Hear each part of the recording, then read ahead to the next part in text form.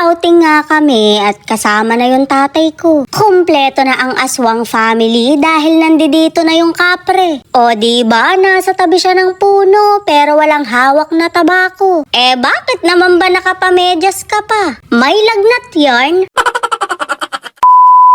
Sa wakas nga'y sasama na yung tatay ko kaya napakasaya ng outing na to. Nag-rent na kami ng van dahil hindi na kami kakasya. Kaming magkakapatid pa lang kasi 6 na agad. Hindi siguro sila busy nung mga panahon na yon kaya nakabuo sila ng isang team. 3 araw kami doon kaya marami kong dalang mga paraparnalya.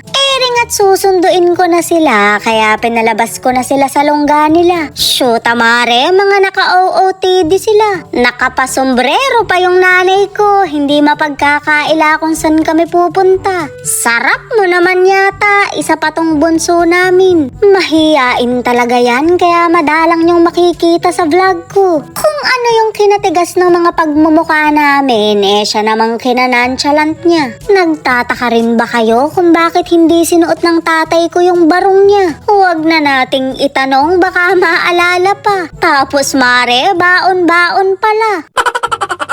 Nandito na nga si Tagilid at suot-suot niya yung binili niyang Pokemon. Yung tatay ko lang talaga ang hindi nagsuot ng binili niyang barong. Isip-isip siguro niya hindi pang kapre looks yun. Tumayo ka pa talaga sa tabi ng puno tabako na lang ang kulang.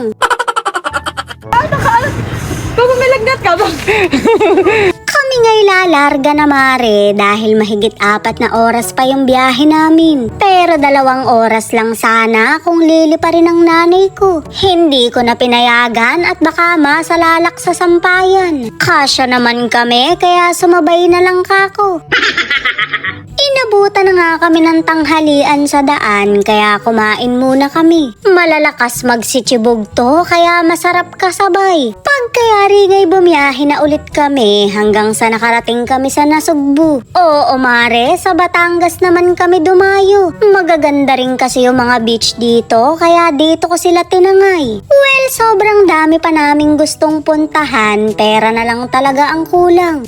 Ring at tinulungan na kaming ihatid sa room dahil napakarami naming dala-dala. Dumaan muna kasi ako sa grocery para ipamili sila ng mga chichirya, mga kape, ganyan, tsaka tinapay at tubig. Napansin ko nga yung sugar daddy ko na parang kay lungkot. Namimiss niya siguro yung mga kabit niya dahil 3 araw siyang mawawala. Hanip na mga manok na yan, ako patuloy yung naging kalungkutan. Tinola kayo sa akin pag uwi.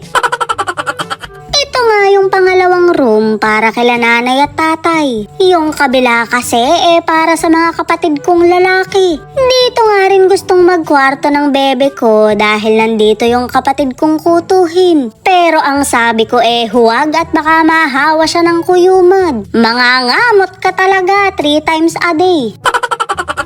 Medyo nakakatamad pang lumabas dahil napakainit sa labas. Ang sabi ko nga'y manahimik muna kaming lahat at mamaya na lang kami rumampa. Kaso mare, na-realize kong ang mahal nga pala ng nagastos namin. Magsitayo kayo dyan mga aswang at lumabas tayo. Ayaw niyong magsikilos ha? Sige, kukutuhan na lang kita. Ano naman ba? Kulang ka naman. Mga tinatamad pa sila kaya ituturo ko na lang kayo sa room namin ng sugar daddy ko. Magkakaparehas lang naman, ang kaibahan lang walang sagabal dito. Anong gagawin kapag kayo lang dalawa?